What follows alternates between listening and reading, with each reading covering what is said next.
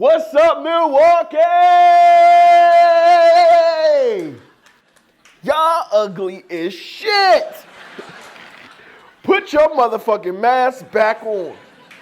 No, I'm kidding. Milwaukee's a beautiful city. I wish I could say the same about you today. But I don't want to get banned for body shaming and face shaming, but you guys look like... Y'all look like to make your own character on NFL's, you know what I mean, on the 2K15 and shit, where your face look like just got a different haircut. Are y'all all cousins? This is like cousin century. Y'all all look related in some form or facet. It's like the mutation just went down through the whole family tree. Hey, I don't want no trouble. I love Milwaukee. Milwaukee's the home of funds. Hey. Milwaukee's also the home of CarMax and herpes. A problem and a solution right there, all in one. Now, so my name is OverTyme Simms. Thank you guys for having me in your beautiful city. A little bit about myself. I'm the founder and writer of the I Think I'm Funny series and masterpiece and franchise, all of the above. And I'm super excited because I'm here with you guys doing my own OverTyme Simms show tour. And it's an honor to be in this beautiful, beautiful city with you ugly people. No, I'm just kidding. And when I say ugly, I mean your internal may just be as bad as your external, but who's looking that deep? Because at the end of the day, I'm having a hard time making it into therapy myself. So I'm not going to be worried too much about what everybody else is going through when I need to figure out what's going on with me. All right, Milwaukee, I got 3 kids, right? And I got 3 baby mamas. So you know they all got their own little extra half of crazy me, half of their mama, right? So my oldest, you know, he's 11. He like to ask a lot of questions and learn and knowing, Daddy, well, why you ain't pick up my sister? Hey, nigga, shut up, nigga. Don't put me on the spot. Had a hard time getting you. And my middle child, you know, she like to tell stories and make up little stuff, just be making up shit. Daddy ain't show up. Daddy wasn't there. Bitch, shut up. And my youngest, you know, he's still learning how to talk, but he will fucking tell you no in a second. You want to go outside? No. You want to do this? No. You want to go? No. Can't change your name? No. I said, you've been around your mom way too much. There's moments as a parent, though, that I just have no idea what I'm doing. It's like, why did I even say yes to going camping? I knew it was going to be cold outside. But I'm pretty sure that they thought that was just my attempt at being a cool parent. I was just cold. I don't know how to do a tent. I don't know how to build a fire. And I don't know how to sit around and have conversations with a bunch of people who had dads. Oh. One of my biggest challenges as a parent is getting my kids to clean. It's like a scene out of a horror movie. Their rooms turn into the most disorganized, clutterfuck, kind of like you Milwaukee people faces, where they got an eye over here, a nose over here, a lip over there, a chin over here. I'm sorry, y'all look like some teenage mutant something. But I'm telling you, this disorganized, post-apocalyptic room messes, they be having a little drawn out bodies on the floor. I'm like, who the hell did you kill? That shit is scary. And I don't want to talk about my 11-year-old socks. Like, you 11.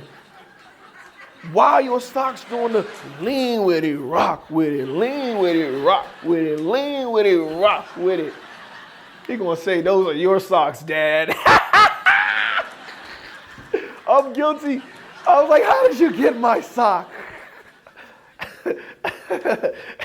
Then he go throw it out the room.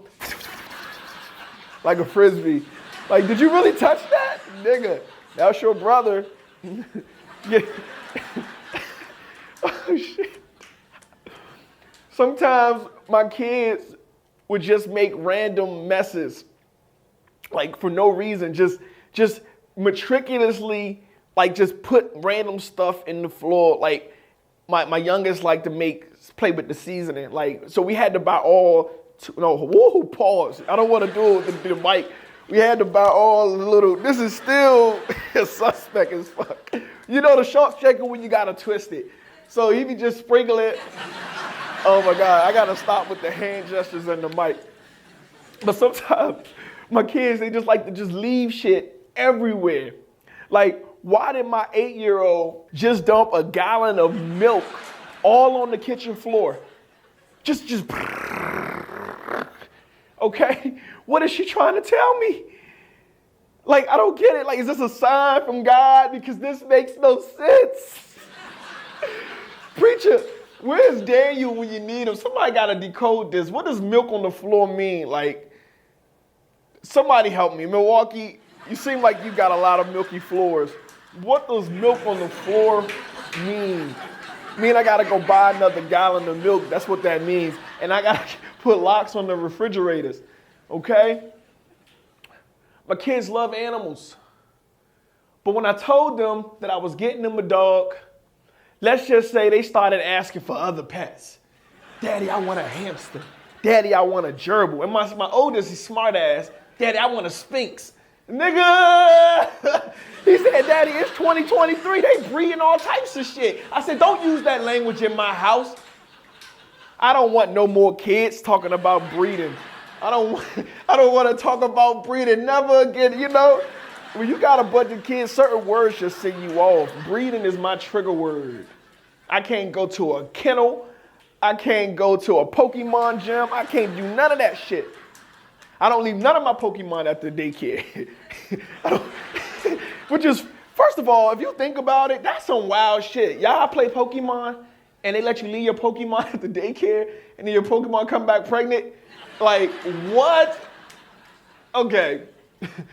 When it comes to extracurricular activities, my kids are all over the place. I got one doing kuksu wang, the other taking music classes, soccer, dance. It seems like reality TV got a new season coming up on the Simms Empire. I don't know y'all, but I'm excited. Are y'all excited? I'm gonna tell you though, because fatherhood really ain't been that bad. It's been tough, but it ain't really been that bad. One of my best moments was when I took my oldest son to his first hockey game. I said it, yes, and I'm black. I'm black. Don't let my hair fool you. I'm black. I'm Cherokee, Blackfoot, and black, okay? Nigga black. Like, they brought my ancestors here on a boat black. Like, I'm that black. I'm in Africa black. I'm black. Like, I was probably bred in a house while my daddy and them was, you get the point. But I took my son to his first hockey game. And he was so excited. He was excited. He couldn't sit still. He was cheering and jumping around, all the mechanics. And I was like, who are we rooting for? They had the same color on. And I just know it was nothing like the Nintendo game because there was no fights. I was sitting there waiting for a fight. And I know we tell our kids don't fight in school, but I was sitting there waiting for the hockey players to fight. It never happened. But I did get lucky. There was these two drunk meth heads fighting in the parking lot. And you know, that's just Milwaukee. It's like, no. I don't know if I'm gonna make it out of here alive. Thank God this is digital. Y'all don't know, I recently graduated from film school, and I'm telling you, the job search has been, murder me now.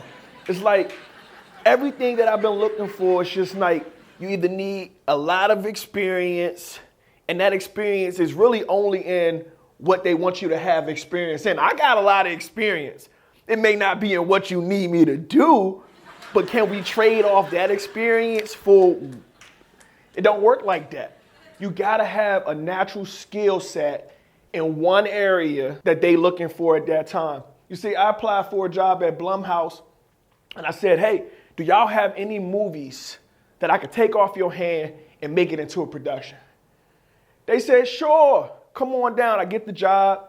And when I get there, they actually had me moving boxes from one place to the next. I was like, it's better than not being in show business at all. The other job asked me to scoop shit. I applied to this one job. They said, sir, are you familiar with Adobe Premiere? I said, absolutely. I just forgot to tell them that I never opened the program. From being a film student to being in the industry, it's like you constantly explaining to people how hard it is to find work. As you pitch into the person that you want to shoot this video, listen, man, I'll cut you a good deal. I'll shoot your video. As long as you got food, maybe a little bit of weed, and possibly some pussy, pass that shit to the lab. No, for real, it's hard. We'll work for food. But you see, when you talk about how hard it is to be a filmmaker and that you just graduated film school, it seems like everybody want to give you the same advice. Won't you just make your own movies? Jeez, like I didn't already think of that. Another big problem is everyone thinks that you're going to be the next Spielberg. Even me, I was out there, I'm gonna be the next Tyler Perry. I was excited. Apparently being a film school graduate is not instant success. Nobody told you that. Nigga, I sold my house to go to the top school in the country, and let me tell you, I was back at home fucking moving boxes at Blumhouse. The most frustrating thing about the job search is that it never seemed to be ending. You see, what they'll tell you is you can get a movie job. You're going to work for 12 to 15 days, but then you might not work for the rest of the year. Be like, it was easier to be a student my whole life. But to go from the challenge of having to take classes, at least I had somewhere to be every day. You know what I'm saying? Now it's like, nigga, you might have something to do, you might not. And then what people tell you? You know you could just make your own movies. Nigga, I know! The fuck out of here. And it's hard. It's hard being a filmmaker because you either got tools or abilities that everybody needs, but don't nobody want to pay for. So my experience of looking for work after film school has been very interesting. I mean, I hope that some of these jokes will get my monetized page to go up because I'm gonna tell you, it's hard out here for a pimp. All right, Milwaukee, today we're gonna be talking about some mental health issues. Now, I told y'all, this ain't really stand-up, this is more therapy. So I know it's hard, but we gotta be honest because it's a very serious topic. We're gonna have to make some ways to look at it in a lighthearted way if we're gonna heal from our process. So cognitive behavior theorists, they believe that what you think affects your mood, then affects your behavior. So it's like when we talk about mental health, we have to understand that it's an issue, it's a serious topic. So we gotta be very careful not to offend anyone because our healing process takes time. But if you look at it as not such a negative thing, it can also rapidly heal, okay? So let's start with a fun fact.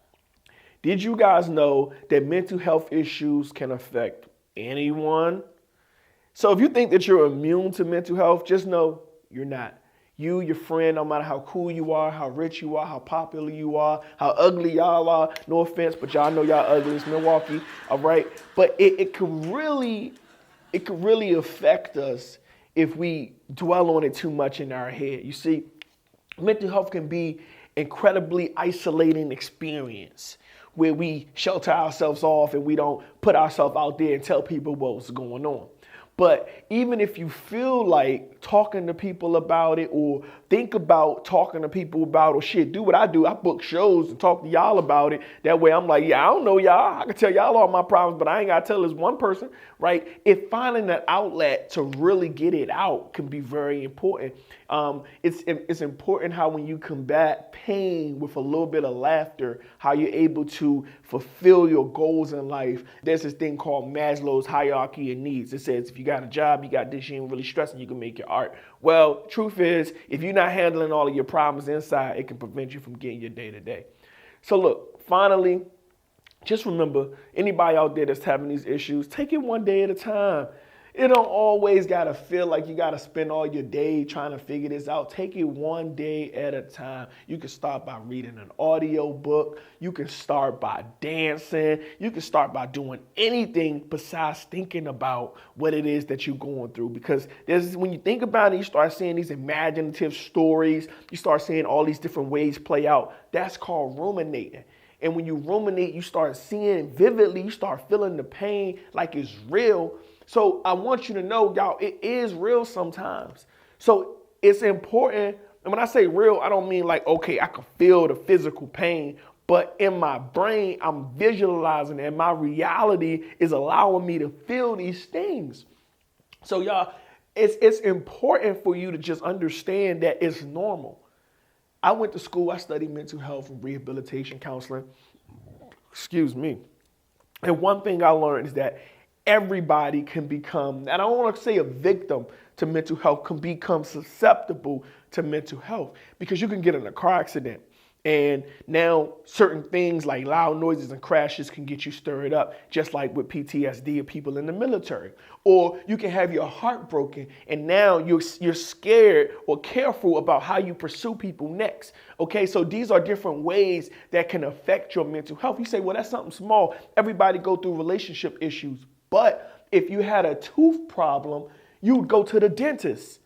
You go to the dentist because you know that tooth could become rotted, corroded, cause gingivitis and extra problems and things like that, including brain issues later on in life. See, they have that latent effect.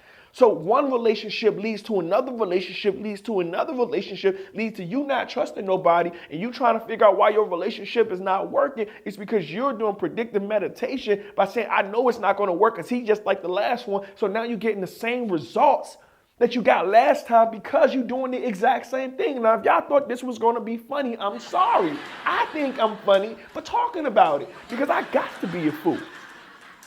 Going to tell me it's not okay to date because if I date, I'm going to use the stuff that I had in my last relationship. No, I'm not saying that at all. I'm saying if you don't use the stuff from your last relationship, it is okay to date. Woo! That was powerful. Listen, it's okay. Not giving you permission. I'm saying it's okay to date. So all I got to tell y'all today is to hang in there. Remember to take care of your mental health like you would take care of your physical health. If you stump your leg, you probably going to put some ice on it. So how can you equivalent putting ice on a mental health issue? Go talk to somebody. It might not be a therapist, which I recommend. It might not be a preacher, which I really don't recommend. And it might not be a loved one, which is shit, you know that nigga talk too much. But talk to somebody like I'm talking to you. We had a few laughs along the way, and I hope this gets you through. All right, y'all. So look, we're talking about mental health, and I know it could be very tough to talk about, very sensitive, very serious topic. But I'm here to bring some levity to it because it's not necessarily something that's so bad. So you ask me, what am I talking about? So you know what they say. It's like depression is like being on a boat. You're in the middle of the ocean. You all alone. And there's nowhere to go. Right? My own advice on that is to buy a paddle. Have you heard about the man who was diagnosed with clinical depression? His psychiatrist told him he was so depressed that he should consider drinking a small glass of turpentine every morning to get the blood pumping. The man thought it over and said, I'll just stick with coffee. And did you hear about the manic depressive who decided to start a business as a jeweler? As a jeweler, right? He called it mood. Because every time somebody asked him how he was doing, he said, it depends on my mood, right? There's this one man with depression who went to the doctor. The doctor told him he should take up cycling to help lift his spirits. The man thought it over and said, I'll just take a bike around in circles. Did you hear about the woman who was so depressed that she tried to take her own life. Now, this is serious, y'all. We asked her why she didn't do it. She said it's hard to focus on suicide when you can barely get out the bed. Have you heard about the man with severe anxiety? Okay, he went to the doctor and his doctor prescribed him antidepressants, right? After taking one pill, he called the doctor back in a panic and said, Doctor, the pill isn't working. I'm still anxious. The doctor said, don't worry. That's how it's supposed to start. Okay? And maybe you heard about the person with post-traumatic stress disorder, PTSD. His friend said to him, why don't you try relaxing? He said, I can't. I'm expecting something bad to happen in any minute. Did you hear the one about the guy with social anxiety disorder?